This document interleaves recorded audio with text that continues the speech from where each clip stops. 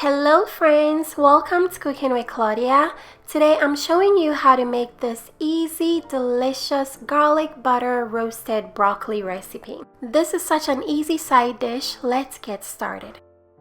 I have 1.5 pounds of broccoli florets in a large mixing bowl. Drizzle the broccoli with 3 tablespoons of olive oil. Mince up about 3 cloves of garlic, then add to the broccoli. Season the broccoli with 1 teaspoon of salt and 1/4 teaspoon of black pepper. Go ahead and mix everything together very well. Then you're going to grab a baking sheet, then transfer the broccoli onto it. Make sure you arrange the broccoli in a single layer. Next, we're going to cut up about 2 tablespoons of unsalted butter into little cubes.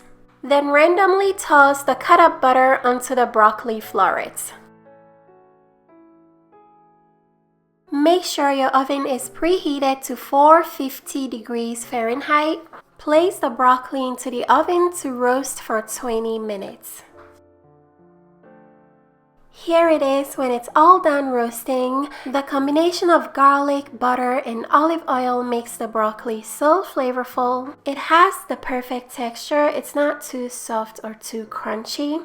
I served this garlic butter roasted broccoli with some rice and honey garlic salmon. I posted the salmon recipe recently. You can click the card that just appeared at the top right corner of your screen to watch it.